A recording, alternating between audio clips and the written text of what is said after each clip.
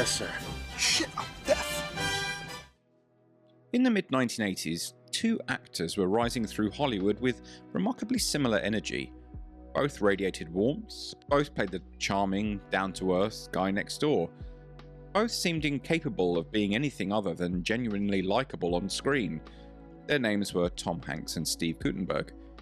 Today, one is considered among the greatest actors of his generation with 2 Oscars and unshakable A-list status. The other effectively vanished from cinema screens by the mid-90s. They had the same appeal, similar opportunities and similar potential, but there was one thing Steve Guttenberg wouldn't do, one line he refused to cross. This is the story of how that decision shaped everything that followed. Let's fade to black. Steve Guttenberg grew up on Long Island, where as a teenager he got the acting bug. But he wasn't a natural. There were much more charismatic guys than me, he'd later admit. He was relegated to supporting roles in high school productions, learning the craft from the sidelines. He did land a small role in an off-Broadway production of The Lion in Winter, and he spent a summer at Juilliard studying under John Houseman. But still, I guess it's just luck that you get chosen, he once said. And that word luck would become a recurring theme. Behind him stood his father Stanley, a former Army Ranger with the 82nd Airborne Division and a New York City policeman. A man who could have been intimidating but chose to be something else entirely. My dad and his dad weren't close, Gutenberg would later recall. My grandfather was cold. He wasn't a kissing, hugging type of dad to my father, so my dad was the opposite. Stanley was a hands-on father, always there at the end of the day, never going out with the boys. When 17-year-old Steve told his parents he wanted to move to Los Angeles to become an actor, he expected resistance. Instead, his father sat at the foot of his bed the next morning with a simple message. Good choice, and let's see what happens next. That's the excitement of life. What's next? In 1976, fresh out of high school, Gutenberg made the leap. He moved to Los Angeles with $300, salami from his mother and his father's briefcase. His parents gave him 2 weeks to find work. He made the deadline. Within 2 weeks, he'd landed a Kentucky Fried Chicken commercial, playing opposite Colonel Sanders himself. But Guttenberg didn't stop there. He'd sneak onto studio lots, Paramount, Universal, 20th Century Fox. There was no computer, there were no cell phones, there was just a guard with a telephone, he recalled. He'd punch a blank time card like the other employees and walk right past security. From there, he'd call agents and producers pitching himself for auditions. The hustle worked. He landed small roles, a TV movie called Something for Joey in 1977, then the lead in The Chicken Chronicles, a high school sex comedy that flopped. But he kept working, and somewhere along the way he picked up an agent. Then one day, out of the blue, that agent called with a role that would change everything. The Boys from Brazil, a thriller based on the Ira Levin bestseller. At 20 years old, Steve Guttenberg would be acting opposite Laurence Olivier, Gregory Peck, and James Mason. I always find the more successful the actor, the nicer they are, the sweeter they are, the more understanding they are. These 3 guys, these monsters, were just fantastic to me. Steve Guttenberg was building not just a career, but a philosophy. Then came 1982. Barry Levinson's Diner featured an ensemble cast including Mickey Rourke, Daniel Stern, and Kevin Bacon. Guttenberg landed Eddie Simmons by opening up about his own long-distance relationship. The vulnerability gave the character authenticity. He wasn't just goofy, he was very sweet, smart, and insecure. The studio nearly shelved it until Levinson secretly showed it to critic Pauline Kael, who loved it. This was one of those magic, lucky times when a reviewer can actually change the course of a film's destiny, Guttenberg wrote. In 1983, he starred in The Day After, an ABC movie about nuclear war.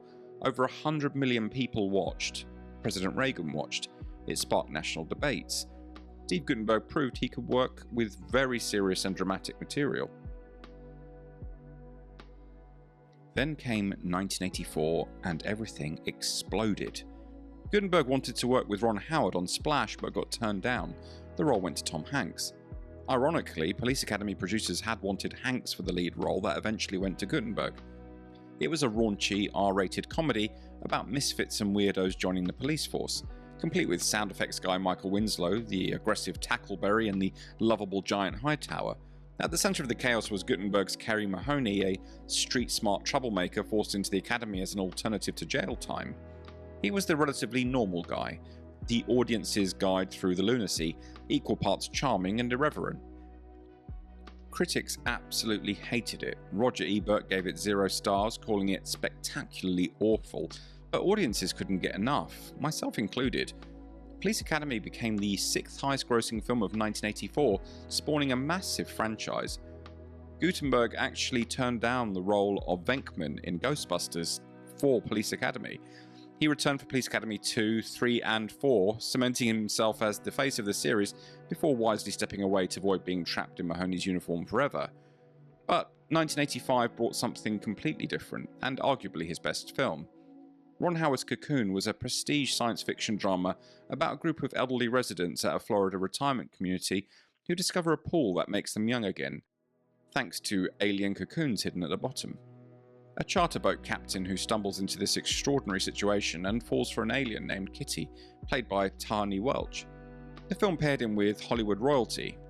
Don Amici, Wilford Brimley, Humi Cronin, Jessica Tandy, Maureen Stapleton. These weren't just actors, they were legends, and Guttenberg held his own, bringing his trademark warmth to a story about mortality, love and second chances. Cocoon was both a critical and commercial success, earning over $85 million and winning 2 Academy Awards.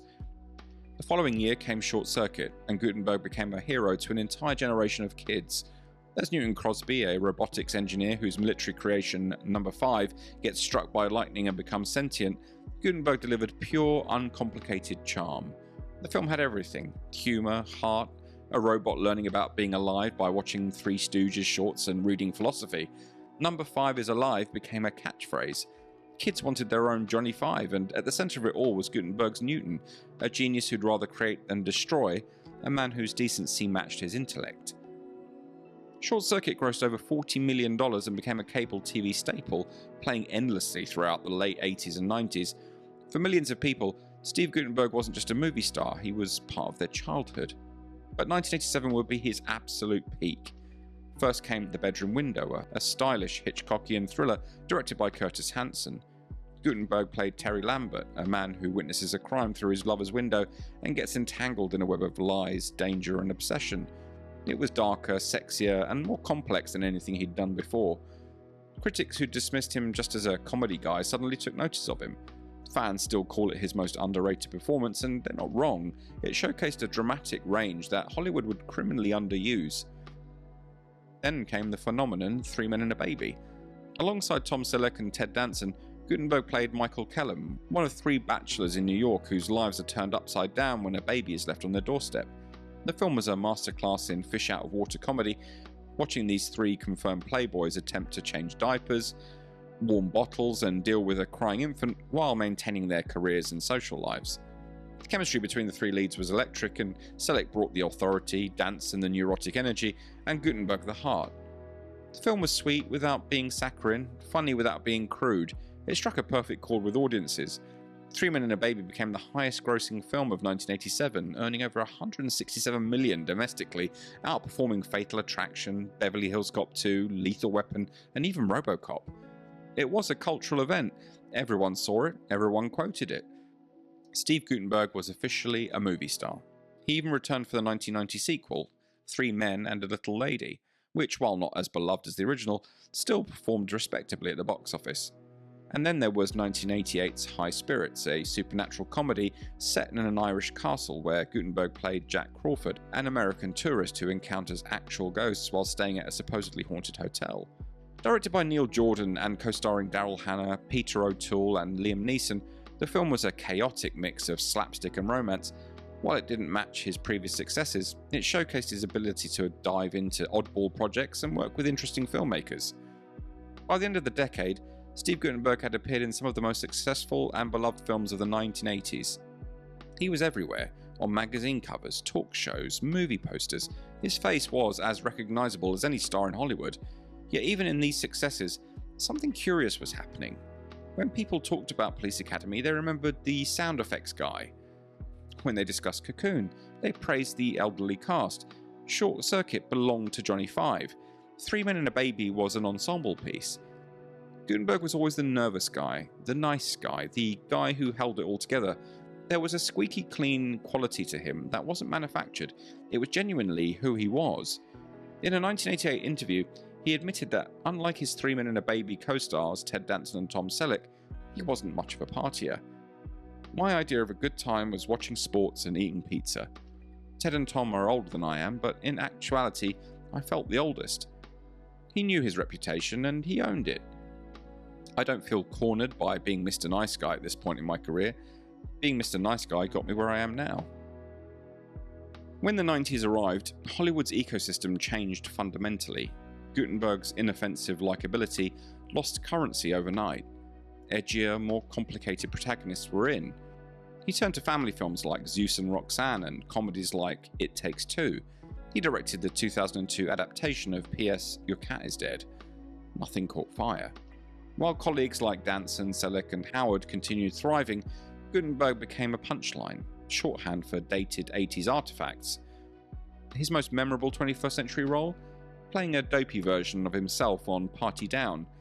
He competed on Dancing with the Stars, appearing in sci-fi movies like Lava Lantula and Sharknado 4, celebrations of his pop culture punchline status.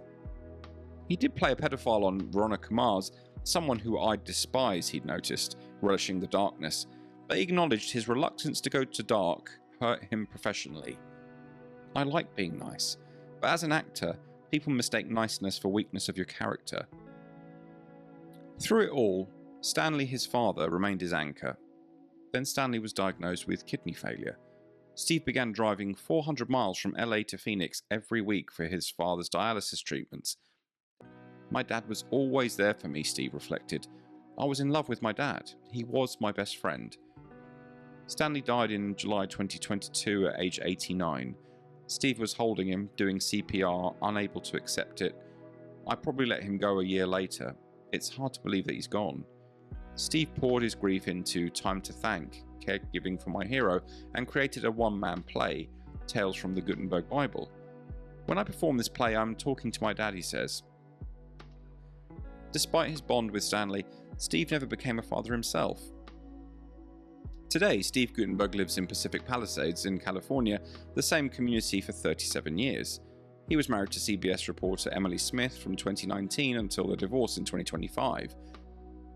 When devastating wildfires tore through the Palisades in January 2025, Steve jumped into action. As nearly 200 drivers abandoned cars fleeing flames on foot, he moved vehicles, cleared paths for emergency vehicles, and helped neighbors evacuate. On Instagram, where he has nearly 500,000 followers, his bio reads, actor, writer, sandwich maker. His posts are thoughtful musings on life, kindness and gratitude, quintessentially Gutenberg. Even digitally, he's still the nice guy, except it's not an act. I don't believe it ever was. You should check him out on there, it's genuinely heartwarming. There are 10 actors that can play every role. Tom Selleck could have played Indiana Jones. Silence of the Lambs was developed for Gene Hackman. A great character is a great character, and I just think it is sort of how the gods go. Gutenberg made peace with fortune's fickleness. He recognised his rise was fueled by being in the right place at the right time, by luck as much as talent. That understanding freed him. When Hollywood moved on, he didn't take it personally. The light was simply now shining on someone else. He kept acting when projects interested him, unburdened by the need to reclaim glory. He wrote books, performed on stage, and shared wisdom with nearly 500,000 people online. Today, Steve Guttenberg is 66 years old. He's still, by every account, exactly as gracious as he appeared in those 80s films. His father taught him that life's excitement lies in what comes next. Steve has lived that philosophy for nearly 5 decades, never clinging to what was, always open to what might be. If you enjoyed this look at Steve Guttenberg's life, please comment, like and subscribe. It makes a big difference. And as always, I really do look forward to seeing you all in the next one.